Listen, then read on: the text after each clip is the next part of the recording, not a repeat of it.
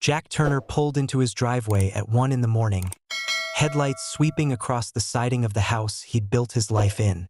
His body was worn from the trip, delayed flights, a layover in Denver that stretched longer than it should have, the grind of airports and stale coffee. But the fatigue didn't matter.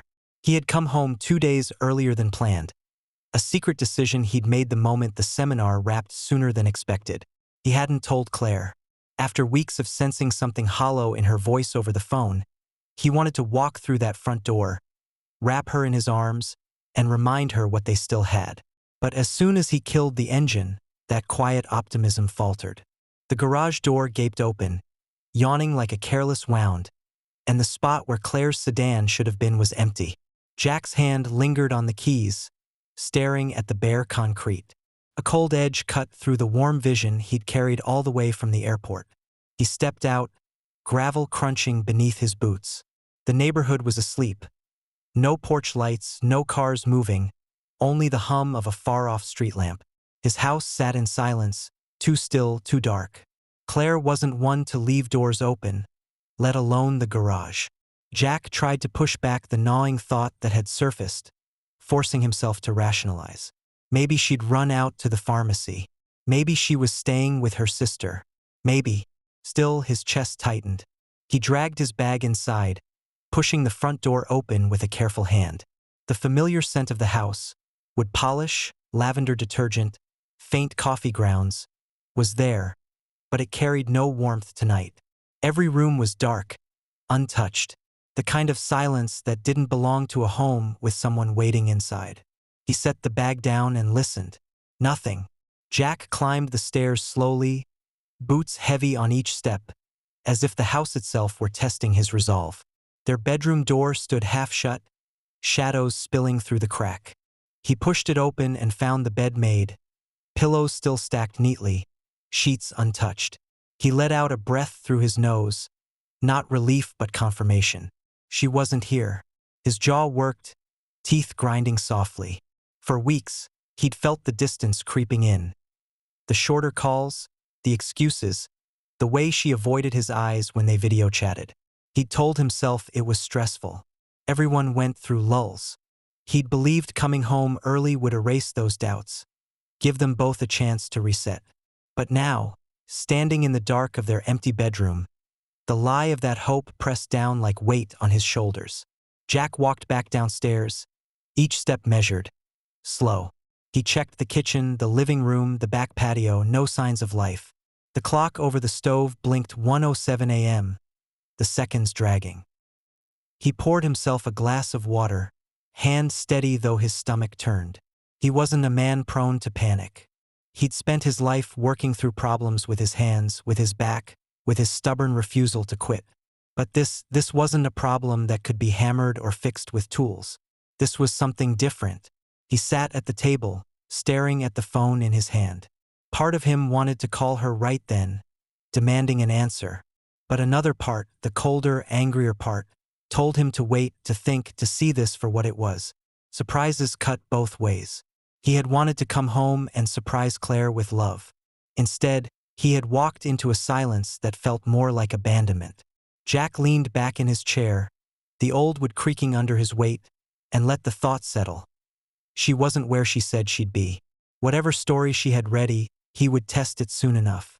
For now, he sat in the dark house he had once considered his refuge, staring into the silence and realizing that his surprise had uncovered something he hadn't planned on finding. Something that would demand more than patience or forgiveness. And in that quiet hour of the night, his anticipation didn't just fade. It hardened. Jack Turner sat at the edge of the bed, phone in hand, staring at the untouched sheets. The silence pressed against him like a weight, heavier than the travel fatigue dragging on his shoulders. His instincts, the same ones that had carried him through decades of long hours, deadlines, and decisions, told him something was already broken. He dialed her number. It rang twice before Claire's voice came through, warm, casual, almost groggy. "Hey, babe," she whispered. "Why are you calling so late?" "I was asleep." Jack's eyes swept across the darkened room. His room, the very bed she claimed to be lying in. He saw the unwrinkled comforter, the untouched pillows, the silence of a house that hadn't held her presence all night. He didn't raise his voice. He didn't press her. Instead, he said evenly, "I just landed. Thought I'd check in." There was a pause. Not long enough to reveal panic, but just enough for him to catch the gears turning behind her words. "Oh, that's sweet," she said, her tone measured, practiced. "I wish you'd told me. I would have picked you up." Jack let the lie hang there, unchallenged, as his eyes rested on the empty space where her car should have been in the garage. His chest tightened, but not with grief. It was the burn of realization, the kind that turned men cold. "You sound tired," Claire murmured. "I'll see you tomorrow, okay? Just get some rest tonight." He looked around the room one last time. The curtains are still drawn, the bedside table untouched, a glass of water on her side, full to the rim. She wasn't here. She hadn't been here. Jack leaned back against the headboard, his voice steady, almost casual. "Yeah, I'll do that. Good night, Jack," she whispered, soft and convincing. If he didn't know better, if he hadn't been staring into the lie with his own eyes, he might have believed her. But the truth was clear. She wasn't just absent. She was lying to his face without hesitation, without even a tremor in her voice, that cut deeper than any excuse could have.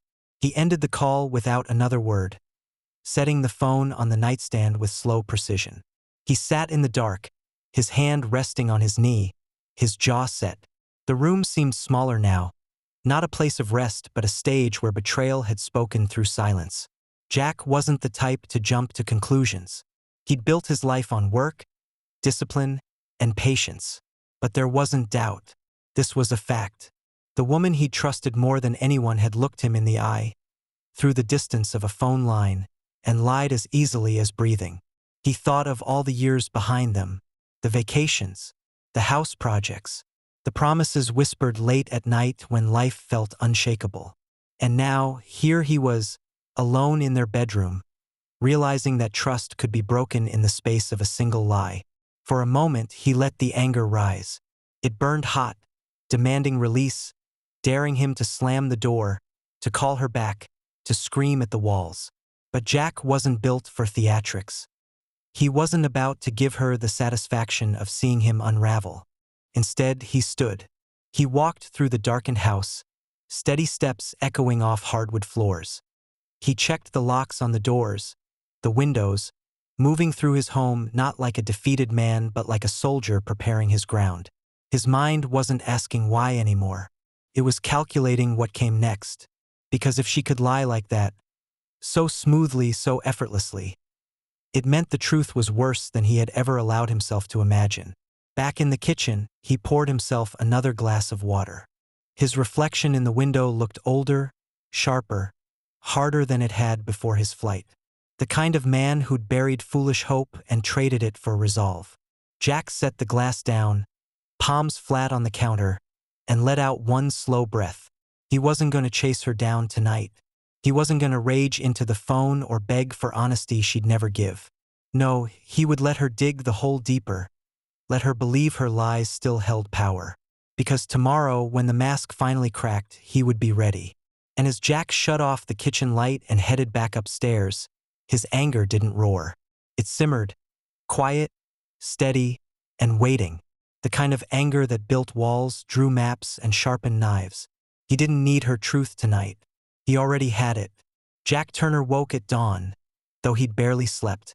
The house had stayed silent all night, empty in a way that gnawed at him but didn't surprise him anymore. He didn't bother with coffee. Instead, he walked slowly through each room, tracing the outlines of the life he thought he knew, looking for the cracks he had ignored. It was in the living room that he saw it. Something small, out of place, resting on the coffee table.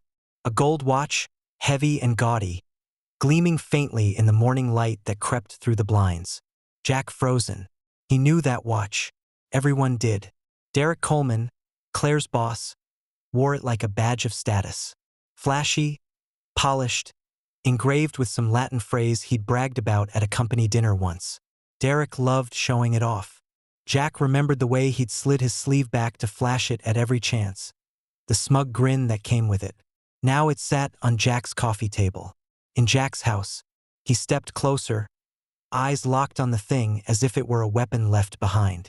He didn't touch it right away. He just stared, letting the reality sink in. The watch wasn't just jewelry, it was a signature, a calling card. Derek had been here, in his home, in Claire's presence. Jack finally picked it up, the weight of it solid in his palm. He turned it over, catching the engraved initials on the back, DC. There was no mistaking it. The anger that rose inside him wasn't a shout or a storm. It was quiet, cold, pressed down on his chest, steady and immovable, the way concrete sets around steel. He set the watch back on the table carefully, like evidence. Because that's what it was. Proof. Claire hadn't just lied. She hadn't just drifted away. She had brought another man into the house Jack had worked for, paid for, protected. Derek Coleman. Of all people. Jack's mind replayed the phone call from last night. Her voice soft and convincing as she claimed she was asleep in bed. He glanced upstairs at the perfectly smooth sheets, then back at the watch. A liar in his bed.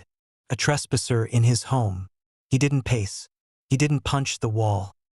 He stood still, letting the betrayal etch itself into his bones. Rage without clarity was useless. But this was clarity, hard and undeniable. Jack knew men like Derek. Flashy, arrogant, too used to getting what they wanted. He could almost picture Derek slipping the watch off while tossing his jacket onto Jack's chair, careless in his arrogance. He hadn't even remembered to take it when he left. That arrogance would cost him. For a long moment, Jack sat on the couch, staring at the watch, his hands clasped in front of him. His life had just shifted. Last night there was suspicion. This morning was a fact. Betrayal now had both a name and a face. But if Derek thought he could waltz into Jack Turner's house and leave his mark without consequence, he didn't know the man he was dealing with. Jack wasn't the type to rant or plead. He was the type to wait, to plan, to strike where it hurt most. He leaned forward, picked up the watch again, and slipped it into his pocket. Evidence belonged in the hands of the man who knew how to use it. The rest of the house felt different now. Every photo on the walls, every book on the shelves, every chair in the dining room carried new meaning. He hadn't just been sharing his life with Claire. He'd been sharing it with a lie. Jack's reflection caught in the hallway mirror as he passed. A man older than he felt, tougher than he looked, and angrier than he'd ever been. Controlled, yes, but angry. The kind of anger that no amount of apologies or explanations could soften. By the time he returned to the kitchen, he already knew one thing. This wouldn't end in shouting matches or private arguments. Claire and Derek had chosen to play their game in the dark. Jack would choose the light, and when that light hit, there would be no denying what they'd done. The watch, heavy in his pocket, ticked silently against his leg. A reminder, a weapon, a promise. Jack Turner woke before sunrise, but this time there was no weight of confusion pressing down on him. The air in the house felt clearer. His anger hadn't burned out. It had cooled into something far more dangerous. Resolve. He didn't confront Claire when she finally walked through the door just after 7, muttering about staying at her sister's to give him space. Jack nodded, stone-faced, and said nothing. Let her think he bought it. Let her believe the lie still held. That was how mistakes multiplied. By the time she showered and left for work, Jack already had his plan sketched out in his head. Not revenge in the heat of the moment. No, something better. Something permanent. He sat at the kitchen table with his phone and a notepad, the same way he used to plan bids for jobs. Only this wasn't business. This was about exposure. Betrayal was a poison that spread in silence. The cure would be sunlight. Jack started making calls. "Hey, Linda," he said into the phone, keeping his tone warm, easy. "I'm putting together something for Claire. Kind of a surprise. A little tribute to her charity work. Quiet, low-key. Can I count on you and Rick to come by tomorrow evening?" Her voice lit up with excitement. "Of course. She'll love that." One by one, he dialed her family. Her parents. Her sisters. A few close friends. The invitation was always the same. A surprise celebration in Claire's honor. Everyone accepted. Why wouldn't they? Jack Turner was the steady husband, the man who never missed a mortgage payment, the one who kept his promises. They trusted him. And then he made the most important call of all. "Julie," he said carefully when Derek Coleman's wife answered. "I've got something special planned for Claire. A little surprise gathering. Thought you might want to be there." There was hesitation on the other end, but Jack spoke with practiced warmth, painting the picture of a devoted husband trying to honor his wife. Julie eventually agreed, touched by the thoughtfulness. Jack ended the call with a steady hand, knowing he'd just set the final piece in place. By mid-morning, everything was arranged. A guest list of people who mattered most to Claire. People whose opinions carried weight. People whose judgment she could never escape. And Derek's wife, an unmovable witness who deserved to see her own truth revealed. Jack leaned back in his chair, staring out the kitchen window at the backyard. That would be the stage. Lights strung along the fence, snacks and drinks set out. Everyone gathered in silence for the grand reveal. Claire would walk through the door expecting a stolen moment with her lover, and instead she'd find her world crumbling in front of everyone she thought she could deceive. Jack didn't smile. There was no joy in this, only necessity. For men like Derek, humiliation was the only language they understood. For women like Claire, lies only ended when the mask was ripped away. Jack closed his notebook and set it aside. He poured himself a coffee, calm, steady. His hands didn't shake.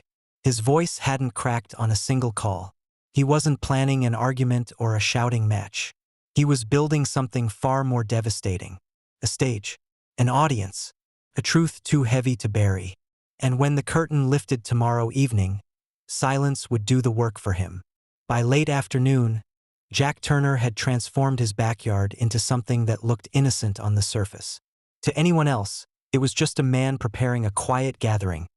Folding chairs lined along the fence, coolers filled with ice and beer, strings of lights casting a soft glow across the lawn. But to Jack, it was more than decoration. It was a stage. Every move was deliberate. He stacked snacks on the patio table, placed drinks where they'd be easy to grab, and checked the sightlines from the sliding glass door. He wanted no one to miss a single detail when the moment came. The trap wasn't just in the revelation, it was in the audience. One by one, the guests began to arrive. He told them all the same story. This was a surprise tribute for Claire, something heartfelt to honor her work with the local food bank. He asked them to slip in quietly through the back gate so Claire wouldn't suspect.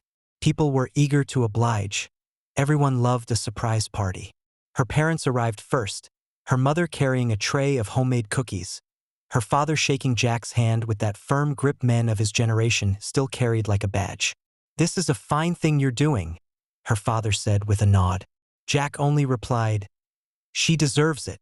Her sisters followed, whispering excitedly as they helped set out plates. Then friends from her book club, a couple of co-workers, and finally Julie Coleman, standing stiff, clutching a bottle of wine she'd brought out of courtesy. Her eyes scanned the backyard, then landed on Jack. She didn't smile. She only gave the smallest of nods, as if something in her gut already told her this wasn't going to be an ordinary evening. Jack welcomed them all with calm, steady words. "Let's keep it quiet until she walks in. Lights are ready. Snacks are out. Just stay low, and let's give her the surprise she deserves." They bought it. Why wouldn't they? Jack's reputation was solid. He wasn't the type to scheme or play games. At least that's what they thought. As the backyard filled with the hum of whispered conversations and the rustle of people settling in, Jack felt the tension coil in his chest. His heart pounded, but his hands never faltered. He adjusted the lights one more time, tightened the caps on the beer bottles, and checked the position of the chairs. Everything had to be perfect. Inside the house, the living room remained untouched. The coffee table sat bare where the watch had been, the room silent, waiting. Jack had chosen not to move anything else. He wanted Claire and Derek to believe they were walking into comfort, into privacy. That illusion would make the fall sharper. The sun dipped lower, shadows stretching across the fence. Jack stood at the sliding door, staring at his reflection in the glass. He looked calm, too calm, like a man about to step into a fight he already knew he'd win. He turned back to the group, who were packed tight along the edges of the yard, their faces eager, expectant. He said only one thing: "No one says a word until I open this door." The air grew heavy with anticipation. Even the kids who had tagged along sat quiet, sensing the seriousness in Jack's tone. At 7:15, he got the text. "Claire, running late. Don't wait up." Jack pocketed the phone without replying. He didn't need to. In 15 minutes, she'd walk through that door with Derek at her side, thinking they were hidden in their own private sin. She had no idea she'd be stepping onto the stage he'd built, an audience waiting in silence, the lights ready to burn through the lie. Jack poured himself a beer and took a slow sip, eyes never leaving the sliding door. The cool bitterness steadied him, grounded him. This wasn't about rage anymore. It was about truth. When the time came, he'd only have to open the door. The rest would take care of itself. At exactly 7:30, Jack Turner saw the headlights sweep across the driveway. The hum of an engine cut off, a car door slammed, and laughter drifted faintly through the night air. It was Claire's laugh, soft, familiar, once the sound that steadied him after long days. Now it crawled under his skin. Jack stood just inside the sliding glass door, lights from the backyard glowing behind him. Dozens of eyes watched silently from the dark, all pressed close together, hushed like an audience waiting for the curtain to rise. Through the frosted glass of the front door, shadows flickered. Keys rattled. Then Claire stepped inside, her voice carrying through the entryway. "God, I can't believe you got away early," she teased, laughter bubbling. Derek Coleman's deeper chuckle followed, careless and smug. Jack's jaw tightened. He didn't move. Claire and Derek came into the living room, blind to the crowd waiting just feet away on the other side of the glass. Derek slipped off his jacket, his hand brushing her waist. She leaned into him, lips catching him as they stumbled toward the couch.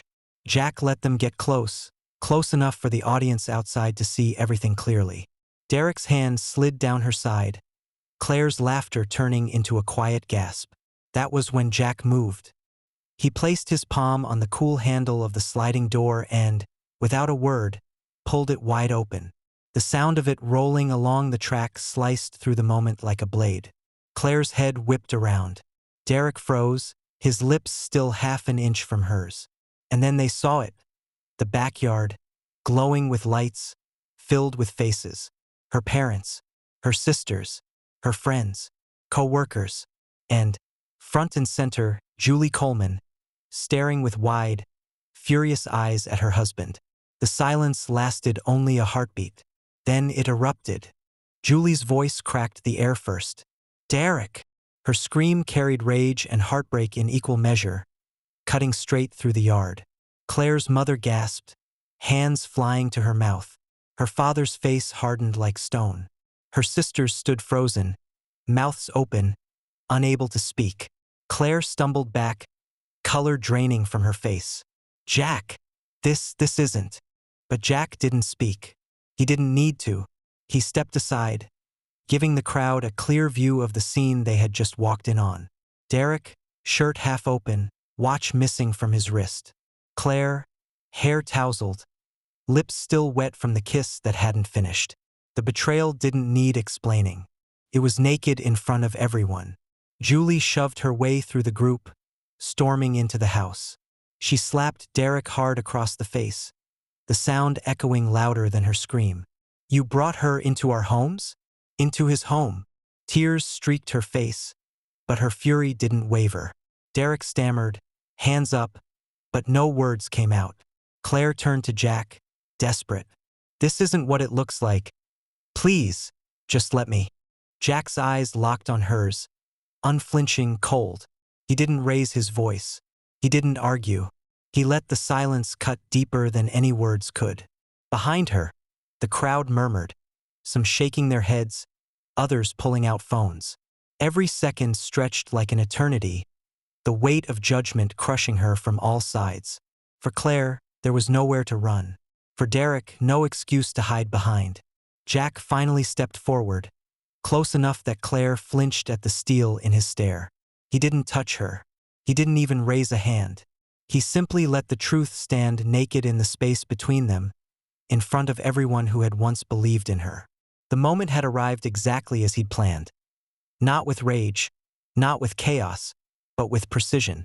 And as Claire collapsed onto the couch, face buried in her hands, the only sound that mattered was the sharp, suffocating silence of a life unraveling in front of the people she could never fool again. The living room had turned into a storm. Voices overlapped, Julie shouting at Derek, Claire's mother crying, friends murmuring in disbelief. But Jack Turner sat in the middle of it all with the stillness of a stone. He didn't argue. He didn't yell. He didn't give Claire or Derek the relief of a sparring partner. He just watched. Claire reached for him, tears streaking her face. Jack, please, just listen. This isn't what you think. Her words fell flat against the silence he held. His eyes stayed locked on her, unblinking, calm in a way that frightened her more than rage ever could. Julie was less restrained. She tore into Derek with every word that Jack didn't need to speak. How long? How long has this been going on? You bring her into his house? You think I wouldn't find out? Derek tried to form excuses, his voice cracking, but Julie's fury drowned him out. Claire's father stepped forward, his voice gravelly and sharp. We raised you better than this. His disappointment hit harder than any scream. Her sisters stared like strangers, their silence cutting deeper than judgment. Jack stood, finally moving for the first time since the reveal. He pulled his phone from his pocket, raised it, and pressed record. The chaos filled the screen. Claire sobbing, Derek stammering, Julie's rage, her parents' shock. Proof. Evidence. Not for court, not for lawyers, just for himself. A record of truth that couldn't be denied or rewritten. When he lowered the phone, Claire's eyes widened, panic spilling across her face. Jack, please don't do this. We can fix this. Still, he didn't speak. He slipped the phone back into his pocket and cracked open a beer from the cooler. The hiss of the cap releasing was louder than her begging. He sat at the backyard table, taking a slow sip, the crowd filtering around him in stunned silence. Conversations died out as people began to leave, unable to stay in the wreckage of the moment. One by one, they slipped through the gate, whispering to each other, casting final glances at Claire, at Derek, at Jack, the man who had said nothing, yet spoken the loudest truth. Julie left last, shoving past Derek, her face set with the kind of fury that didn't fade. She didn't say goodbye to Jack, but their eyes met, and in that glance was understanding. When the last guest was gone, the house sagged into silence again. Claire stood in the doorway, broken, mascara streaking down her cheeks, her lips trembling with words that couldn't undo anything. Jack, I'm sorry. Jack leaned back in his chair, bottle resting in his hand. He let her words drift into the night without acknowledgement. He'd already said everything he needed to by refusing to speak. The truth didn't need commentary. It was there, undeniable, etched into every face that had witnessed it. And Jack, steady and cold, finished his beer under the backyard lights, the silence around him louder than any speech he could have given. The house felt hollow in the days that followed. Friends stopped calling, Claire's family kept their distance, and whispers spread faster than wildfire through town. Jack Turner went about his routine with the same steady hands he'd always had. Mowing the lawn, fixing the gutters, hauling groceries inside. But everything was quieter now. Claire tried to close the distance with words. She cornered him in the kitchen one evening, her voice soft, worn thin. Jack, I know I hurt you. I was lonely, and I made mistakes. But can't we just try again? Time can heal this. Jack stood by the sink, rinsing out a coffee mug, shoulders broad and still. He didn't look at her right away. He didn't rush to fill the silence. When he finally turned, his eyes carried none of the warmth she had once depended on. Regret only matters when no one is watching. Claire, you weren't lonely, you were reckless. And you didn't make a mistake. You made a choice, over and over again. Her lips trembled. It wasn't serious. Derek, he doesn't mean anything. You're the one I love. Jack set the mug down carefully, the porcelain clink echoing through the kitchen. He leaned forward, his voice calm but sharp. Love dies, the second trust is gone. And you buried that the moment you brought another man into this house. She flinched like he'd struck her. For the first time, her tears weren't an act. They were real, born of shame too big to hide. But Jack didn't soften. He didn't bend. He'd spent his life building things, homes, fences, stability. He knew the difference between a crack you could patch and a structure too broken to stand. This was the latter. Within a week, Claire packed her bags. She told neighbors she'd taken a transfer at work, mumbled something about needing a fresh start. Jack didn't stop her. He didn't argue. He simply held the door open as she carried her suitcases to her car. Derek's marriage collapsed just as swiftly. Julie filed for divorce, cutting him off from everything he thought he controlled. His name, once smug and polished in their circles, now carried the stench of betrayal. As for Claire, she left town under a cloud of whispers, unable to escape the shame of what had been laid bare. Every friend, every relative, every person who had stood in Jack's backyard carried the memory with them. There was no hiding, no revision. The truth had been branded onto her. Jack watched her car pull out of the driveway without a word, the taillights shrinking into the distance. He stood on the porch, arms crossed, feeling not joy, not relief, but clarity. He had given her no arguments, no chances, no compromises, only consequences, and that was enough. The house was quieter than it had ever been, but Jack Turner found he didn't mind the silence anymore. He cleaned it top to bottom in the weeks after Claire left, scrubbing floors, repainting the scuffed trim, hauling her forgotten boxes out to the garage. Each task was more than housekeeping.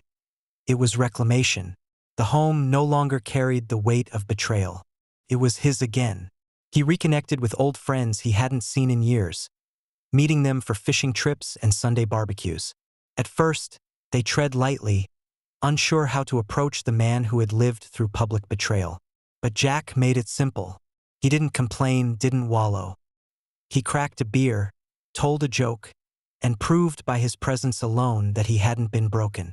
One afternoon, as he was fixing the latch on the backyard gate, his phone buzzed. A message from Julie Coleman. Coffee sometime? Just to talk. They met at a small diner off Main Street, the kind of place with chipped mugs and a waitress who knew your order before you sat down. Julie looked tired but steady, her wedding ring gone, her eyes carrying the same weight Jack had been living with. "Thank you," she said simply, hands wrapped around her mug, "for showing me. I don't know how much longer I would have lived in the dark if you hadn't." Jack nodded. Sometimes the truth has to be dragged into the open. Doesn't make it hurt less, but at least it's real. For a while, they sat in silence, sipping coffee, the hum of the diner filling the spaces between words. There was no rush to fill the quiet. They both understood it too well. Julie smiled faintly. "You know, everyone expected you to explode that night, yell, throw things. But you didn't. You just let the truth sit there. That silence, it said more than anything else could have." Jack gave a small shrug. Noise fades. Silence stays. Their eyes met, and for the first time in weeks, he felt something other than anger or emptiness. It wasn't romance, not yet. It was recognition. Two people cut by the same blade, finding ground to stand on together. When they parted, there were no promises. Just a quiet understanding that they'd both survived, and that survival itself was a kind of bond. Back home, Jack sat on the porch with a cold beer, the evening sun sinking low behind the trees. The yard was quiet, but it wasn't the silence of betrayal anymore. It was the silence of peace. The truth had broken him, yes, but it had also freed him. And as he watched the sun disappear, Jack Turner felt something he hadn't in a long time: certainty. Whatever came next, he'd face it on his terms, steady and unshaken. Subscribe and stay one step ahead of cheaters. And trust me, the next story makes this one look like a fairy tale.